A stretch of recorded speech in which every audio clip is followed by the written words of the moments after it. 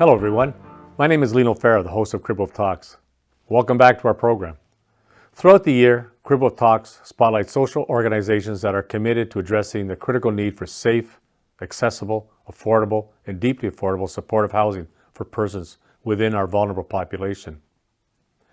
In addition to discussing the housing crisis, our program is also a platform to individuals and organizations wishing to showcase their social services and essentially share with our viewers the extremely important services they provide to members of our vulnerable population.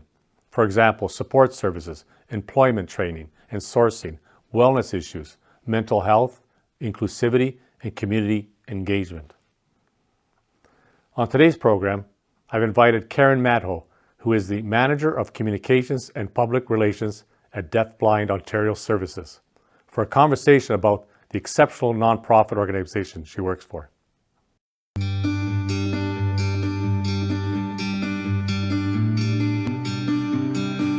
You don't have to hold your breath, I'm coming like the wind. You can count on it. So lift up your weary head, I'm here to hold your hand. You can count on it. So take your time and breathe, I'm coming. DeafBlind Ontario Services focuses on individuals who are deaf, hard of hearing, outside, nonverbal, and deafblind. We offer an array of services to support people to live their best lives. Look, fish!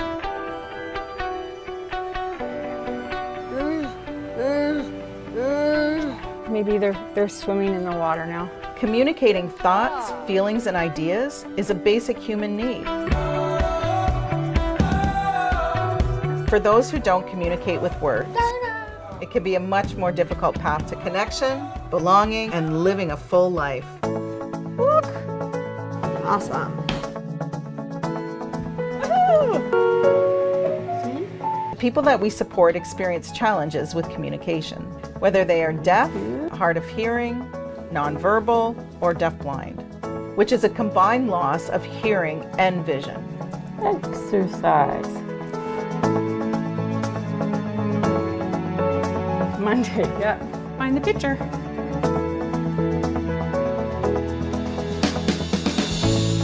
We take a holistic and person-centered approach to providing services that are customized to each individual's unique needs, methods of communication, and goals. Good job. To increase their independence and enrich their lives. A movie, okay.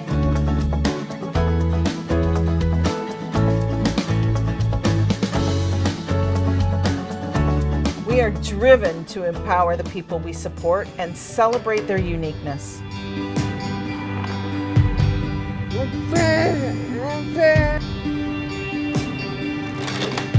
DeafBlind Ontario Services approach is individualized and holistic, led by the wishes of each person supported. That way or this way? This way? Okay.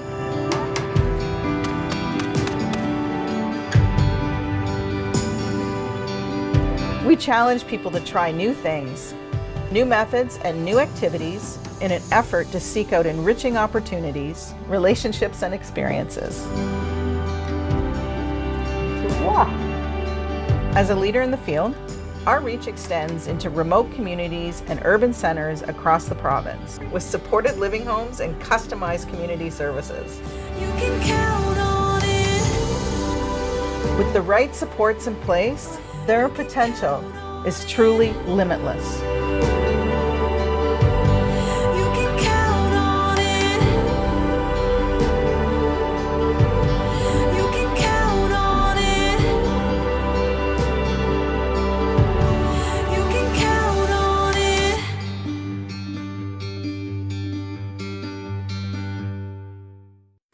Karen, welcome to our program. Thank you, Lino. I really appreciate being here today.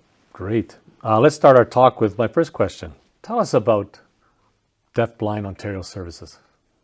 Well, DeafBlind Ontario Services started in 1989 by a group of parents who were interested in creating an opportunity for their adult children to live as independently as possible, but with the support services of Intervenor Services. So they lobbied the government for the funding, and that's how we got started 34 years ago. Great. So the Intervenor Services, I've read about them. It's a huge part of this organization and the role they play. Can you elaborate further on this component of your business? Absolutely. Intervenor services are a very essential part. It's how we started as an organization. DeafBlind Ontario Services provides support to individuals who are deafblind, as well as to individuals who are deaf, hard of hearing, and nonverbal with a developmental disability. So intervenors and direct support professionals provide the specialized support to facilitate communication for the individuals that we provide supports to. So for individuals who are deafblind, they receive the supports of an intervenor. And for individuals who are deaf, hard of hearing, and nonverbal, they receive the support of a direct support professional. What's interesting about each of those professionals is, as I mentioned, they have specialized training, and that training and experience allows them to be able to work with the individual that they support to assess their interest, how they want to communicate, build a bond of trust, and to ascertain the method or methods of communication that they would like to use in making a connection with the world around them. So whether that's about expressing their preferences, that's about going about their daily lives, making choices in terms of, are they going to go for a walk today? Are they going to go for a visit today? Are they going to go take a swim at the local recreational pool? Or if they're going to work on a craft, or they're going to create something, whatever that is, working with their intervenor or direct support professional, and having those opportunities within that that bond of trust that they've built to communicate in the method of communication that works for them. Or it could be more than one method of communication. Gives them a chance to connect with the world, to participate in their communities, and also to build their skills, to set and reach their goals. Great. Essentially, we're dealing with individuals that are hearing impaired and sight impaired, correct? That's correct. So these interveners are the ears and eyes of these individuals. So it's absolutely, they kind of bond, right? It's have essentially to that they bond and work together, right? That's why I find it's so important, the role that these interveners play. It's an incredibly important role for both the interveners as well as the direct support professionals, because within that bond, they work with that individual. And I must point out that the communication may take a little bit longer. Right. It depends on the individual. No two people are alike. Each person is unique. And so within that bond and taking into account that person's preferences and their unique interest and how they want to communicate is really part of that that relationship that they have, is being able to learn what the person wants to do, how they want to express that, what are the ways that they may want to say, I don't want to do that today, or I don't want to do that at this point in time this afternoon. Really important. But essentially that is about learning to work together within that bond. And the trust comes in because they're working very closely together. Like, you do have to use the sense of touch, whether that's, I can give an example, whether that's, putting the intervener, putting their hand in the person who they support in their hand and spelling out, a word or spelling out a sign. And then in turn, the individual supported, letting them know, yes, I want to do that, or how about we do something else, or whatever they want to convey. That's very close. You have to get pretty close to someone to be able to spell into their hand, as an example. That's just one example. There are other methods of communication, but when you just think about how close they need to be, that really does have to, that time together, that communication, that time it needs for them to express themselves, it could take some time, and it is really a time where they need to rely on each other, that trust. And, you can't rush it, but certainly it's really important for the intervener or the direct support professional to be able to understand that the person is going to tell me what they want to do.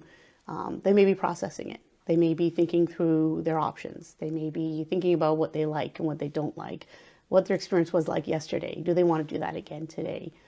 So it is very much something that, as we understand it, it does take time. It's communication that takes time. And that's why you do need those specialized skills, these professionals, interveners and direct support professionals, to have that, that understanding of, you know, okay, when I'm working with this particular individual, this is the way this individual wants to convey their interests. So, you know, from hearing you, was the average age of an intervener in 30s, 40s? Is it 20, or does that? The age range, I think, is just working age adults. That's it's a range. There are some people who come to the profession, you know, more or less out of college or training, out of high school. So if it's out of high school, it's with some training, and then they come to us to work. Or it could be as a second career, so they might be a little bit older. Okay. They may have worked in a related field, like a healthcare field or a support services field, and they may be looking to, you know, change their career path, but also use some of their previous skills and experiences and draw upon those to transfer those skills. So yeah, we have a wide range of interveners and direct support professionals, and certainly what I've heard from talking to some of them is that you know, there's no one way that someone comes to the profession. But definitely at DeafBlind Ontario Services, we do provide specialized training, because we do take it very seriously that the individuals that we support are vulnerable, and so we do need to make sure that individuals that are working with them, directly in contact with them, do have the training to understand if they have any other medical needs, for example, or if there are, you know, specific considerations that need to be taken into account. Really important. So yes, definitely the training and that specialized training is something we actually offer in-house because it's so important. No, they're definitely special people. So, okay, walk us through all these services that you offer at DeafBlind Ontario Services. Well, we offer, it sort of falls into two groups. We offer our specialized services through our community living locations, and we also offer services through community services. So for our community services, we would partner with organizations across the province to work with them, so that we, in one particular example, we might train their employees to understand deafblindness, to understand the best way to communicate, so that they are building that bond of trust, and that would be within an ongoing working relationship of mentoring and training them, so that the whole needs of the individual are being supported. And then with our supported living locations, we offer accessible environments that, you know, allow the person to be as independent as possible. You know, not just a ramp in front of the house, but certainly, you know, looking at different pieces of their daily living space, making sure that not just things are accessible to them, they're at the right height or counter height, but certainly things like if there's the opportunity to use some of their residual hearing or residual sight, that they can still perform their daily activities as independently as possible, but certainly with the opportunity to work with the intervener and or the direct support professional.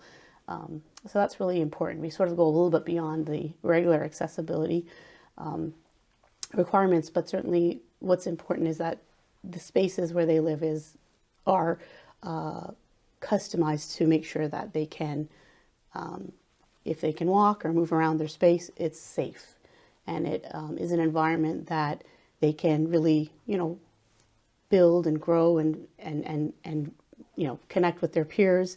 And we all want to live in a space like that, where we have that opportunity to, you know, build on our wellness and feel safe, and be able to build on our daily skills, be able to, again, set and reach our goals. Yeah, I watched some of the videos on your website, and it's incredible some of the stories there too, right? I mean, you know, the ability for people to do things that every individual does, you know, to be able to paint, to be able to cook, or to be able to you know, go to the store and buy things and just move around the community. I mean, all these things we take for granted, right? That these people have to learn you know, and it's incredible the kind of work you do to support them. Next question would be around I understand there's many events that are upcoming, and perhaps you'd like to share with our viewers that are kind of exciting, and maybe elaborate further on some of these events that are upcoming. Well, thank you for asking. We are just in the process of preparing for June. June has been declared as National DeafBlind Awareness Month by the Senate of Canada. It happened in 2015. It was a Senate proclamation. And that sparked an opportunity for us to work together with other, obviously as an organization, to always be building awareness during June, because we were always doing that, but certainly to work with other organizations to look at more national efforts. So we kind of call it making a way from coast to coast.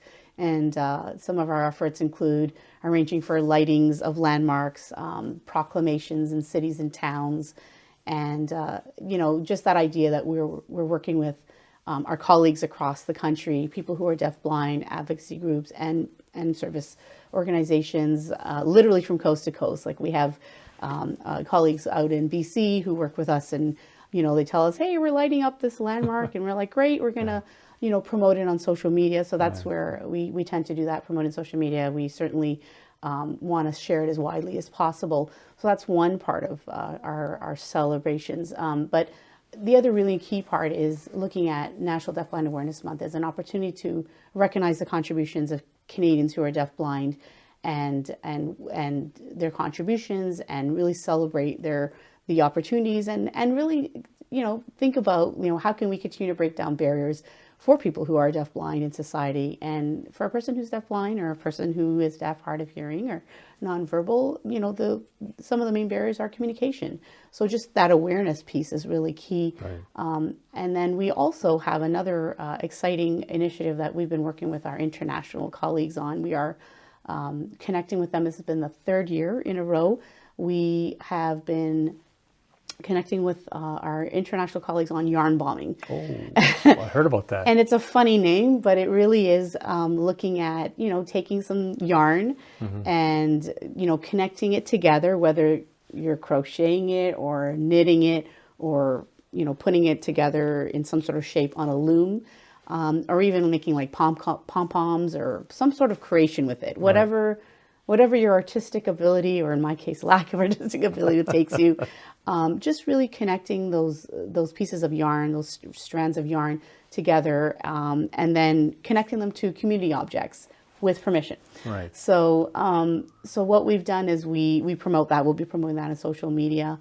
And in our case, we have, I can say that people we support have learned how to connect the yarn together. And some people are crocheting, some people are knitting, some people are doing it on a loom, with the support of their intervener or direct support professional, and they've really enjoyed it. So this is the third year they've been doing it in many cases.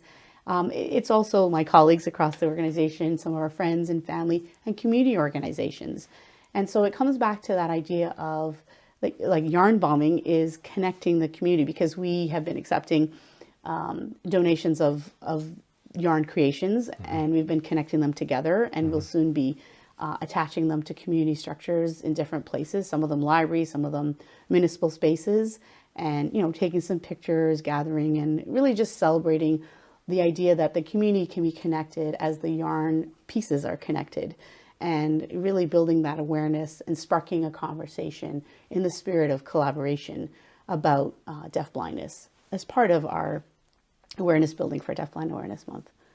It's incredible. I'm looking forward to hearing more about this yarn bombing. I'll send you project. some pictures. That'd be great. I don't knit, but I will try to do something with it to further the cause for sure.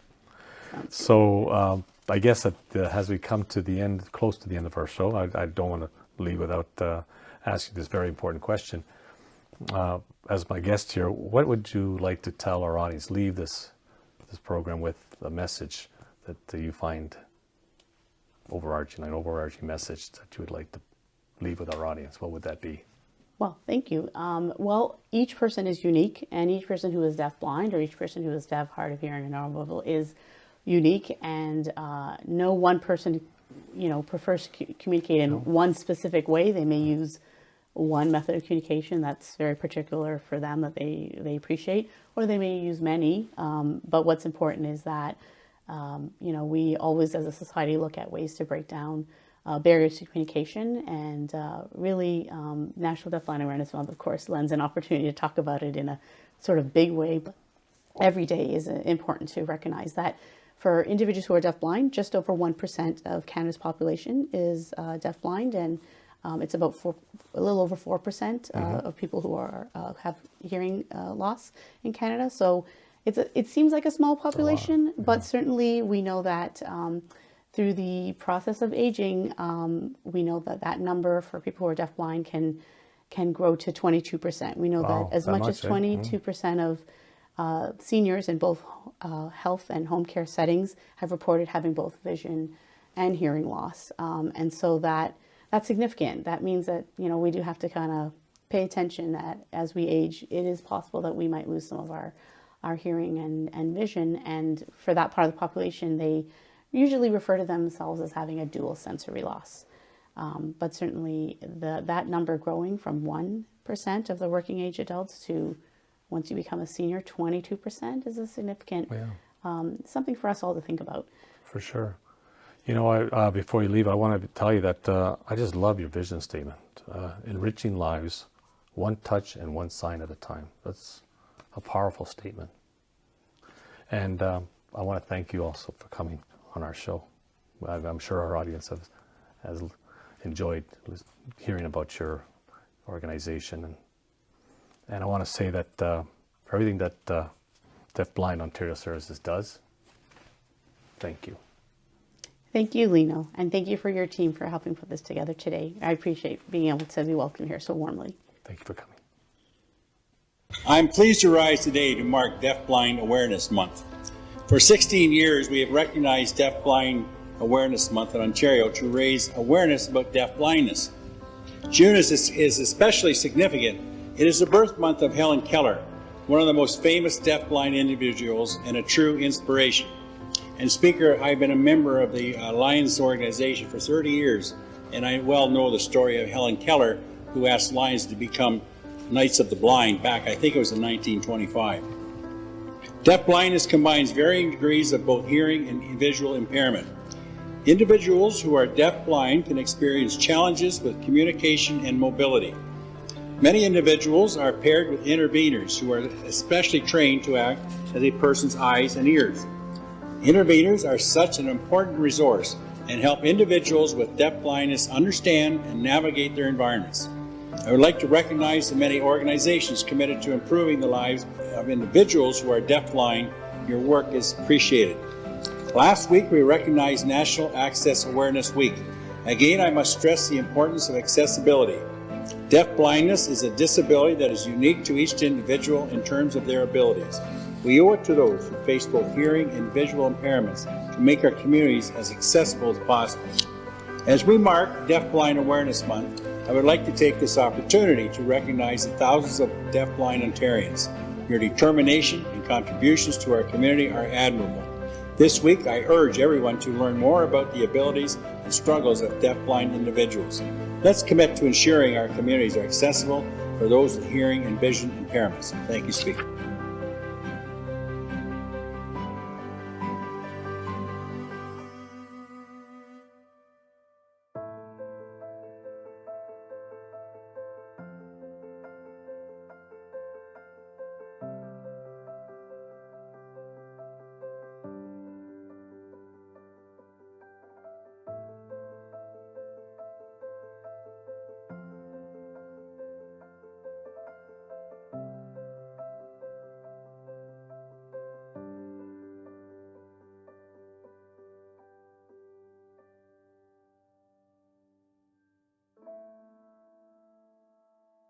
Well, we've come to the end of today's program.